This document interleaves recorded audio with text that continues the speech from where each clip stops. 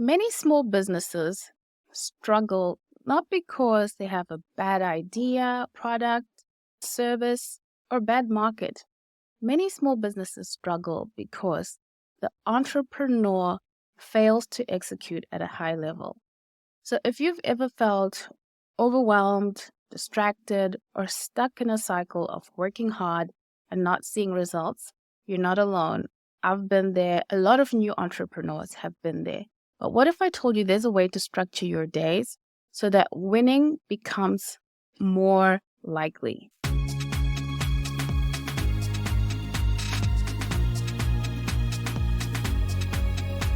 It's time to reinvent. If you watched my previous video, I mentioned how as an entrepreneur, all of a sudden you own your time, and this should be freedom.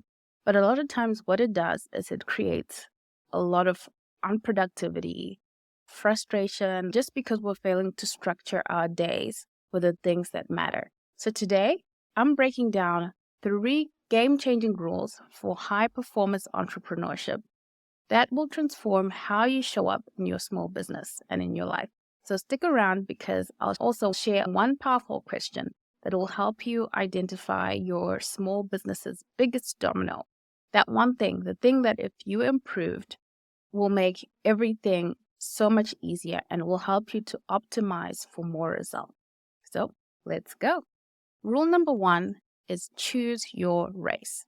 Very few athletes in the world can be world class at short distance running and long distance running and javelin and soccer. It's not possible. The same applies to business. You can do many things, but should you? If you want to dominate your niche, your industry, your marketplace, you need to pick a lane and you need to commit to that lane. The problem that and I think a lot of entrepreneurs face is that our idea of business is mega corporations. And these are a lot of times multinationals or companies that have been around for 100 years and they have a product to offer for every kind of person. And when you're a small business owner and you're an early entrepreneur starting out, you almost have to forget what you think business is. Identify your own lane, choose your race. You can't be great at everything, so pick a lane. Once you pick your lane, it's easy to understand that everyone is in their own lane. So if you got that, everyone is in their own lane. Now, how do you pick your own lane? Part of it is understanding what you love doing. And I know this sounds a little bit like Hobbyland, and I was in Hobbyland for a long time, so I understand people will hear that and think, oh, do what you love. But at the same time, if you're going to be in the game, winning in this lane, it's going to be a long-term thing. And it's hard to do something for a long time that you don't love. So maybe not so much something that you love, but it must be like 100% commitment. If it takes 10 years, if it takes 15. Now it's time to be strategic. Like you want to identify what's already working in your business. I'm assuming you're doing what you love. You're 100% committed to doing this. What's working in your business? What's bringing in the most revenue? What are customers raving about? What are people requesting time and time again? What's an easy sell? What do people come back from? And then you want to understand, where do I have competitive advantage? Maybe you're highly knowledgeable in that area, or you have a lot of credentials that people can't really match in your niche.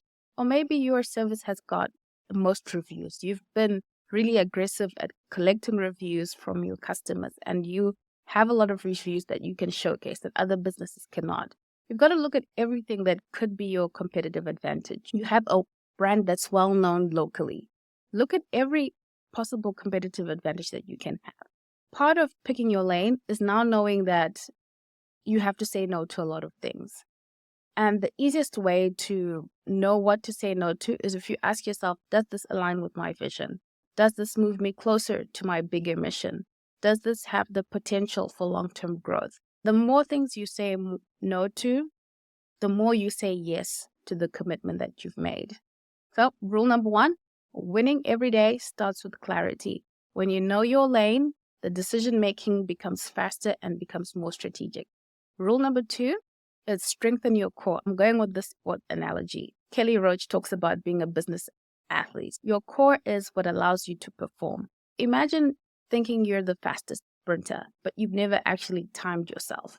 So how do you know if you're the fastest? Like, how do you know if you're improving? And this is exactly what happens in many small businesses. When we don't track our KPIs, our key performance indicators, then we don't know, are we making progress? We don't know what's the industry average. We don't know how we're doing. We think we're doing great, but what does great mean? The famous late management professor, Peter Drucker, said, if you can't measure it, you can't improve it. KPIs simply means what's driving your performance. And instead of drowning in social media vanity metrics of likes and shares and subscribers, we want to focus on the actual things that drive our business. Set up KPIs that matter. What's keeping you in business? What does your revenue look like? What does it look like in terms of the customers that you're getting, and are you able to retain those customers? What do your profit margins look like?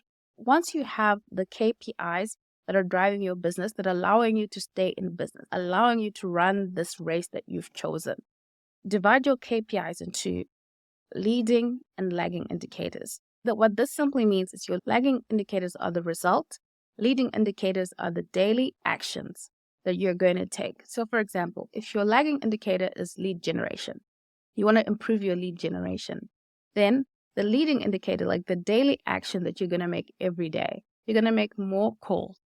You're going to create more content. You're going to do more outreach in the DMs. You're going to send more emails. Those are the daily activities that are going to allow you to create the result.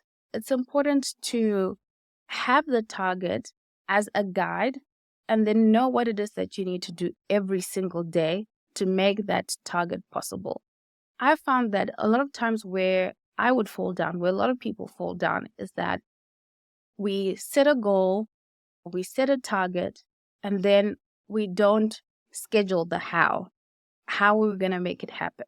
And as long as we don't schedule the how and create a simple system that's a no-brainer that we'll do every day without thinking, it's hard to get the result.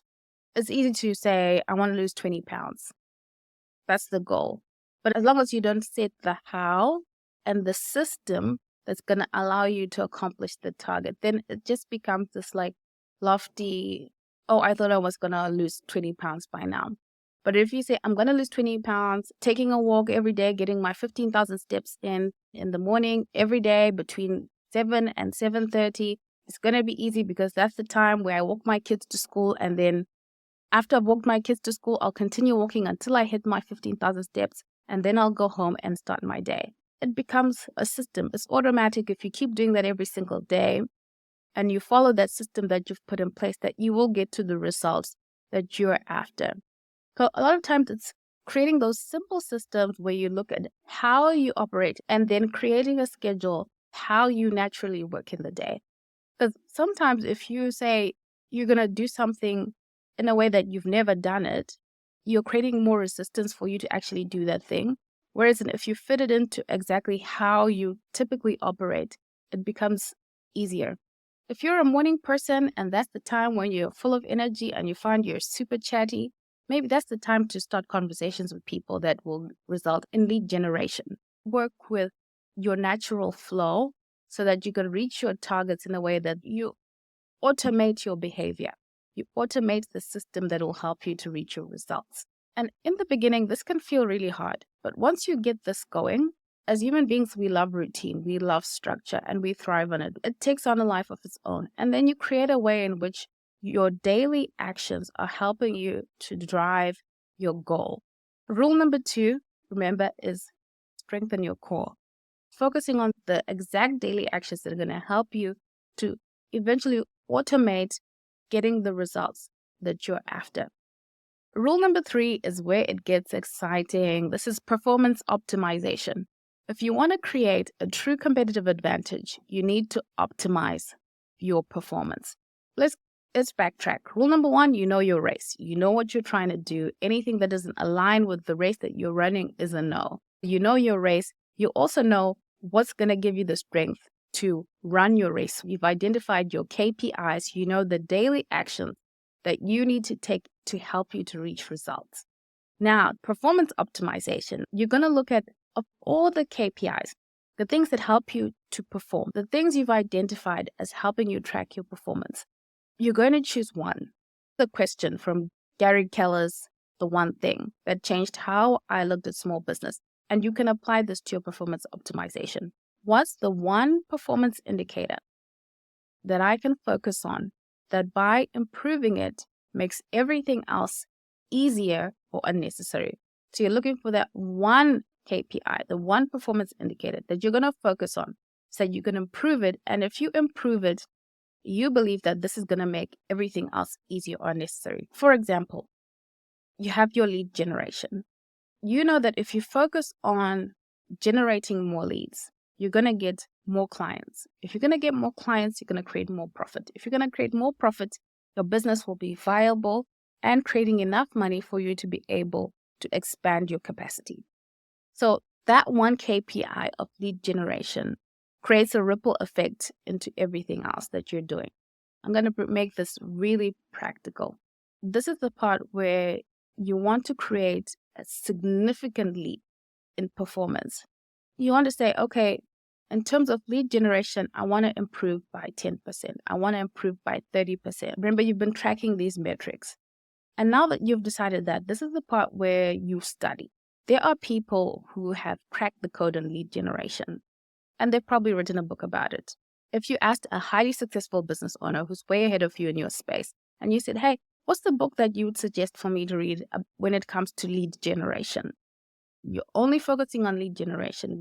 You don't want to go from 10% to 11%. You're looking to go from 10 to 20 or 10 to 30. So you really need to focus to optimize on lead generation. Study the proven methods. Look at what are other people doing, the different variations of things. And then because you know your strengths and the advantages that you have in your business, you want to look at what could you do well, and then execute, do the work so that you create that leap in your one performance indicator. That will be a ripple effect for success in your small business. Winning in business isn't about luck. A lot of times it's about strategy, it's about execution, and it's about discipline. And all these things come down to the founding entrepreneur, because if you're not driving these things, no one else is. Your team or the people that you've hired as contractors, they're here to do their job or the role that you've hired them for. But you're the one who has the responsibility to drive the business forward and to create that high performance environment for your team. So you have to do this mind work, craft a path, and then you automate for yourself and you automate for your team the daily tasks that are going to help you to achieve your target. If you can create the discipline and persevere over time, you will begin to see the result. You will automate greater results by sticking to a system that you've created to help you to perform better. So here's the challenge. Choose one of these 3 rules and apply it to your business today. As business owners, we have to remain students. There's a lot of things that we don't know, and what you don't know will cost you. So choose an area, study it, talk to people about it, get resources, get coaching, get directed to people who are a few steps ahead of you so that you can hear the conversations that they have had about this area that you're trying to optimize. And once you're in that lane, I think it will take away a lot of that being distracted by shiny objects and being distracted by what other people will do, because you'll be so focused on winning your own race. If you want to go deeper, check out the full article in the description below that I wrote. And thank you so much for watching. As usual, I'll keep sharing my learnings, things I've discovered along the way, and things that will hopefully help you in building your small business. If this helps you, please subscribe to the channel, share with somebody you know who's a small business owner. And let me know how you've structured your business for high performance. I'm really interested to know. Let's start some conversations where people can come to our comment section and gain a lot of insights from just reading what other people are doing and learning how other small business owners are moving. Remember, you're in your lane.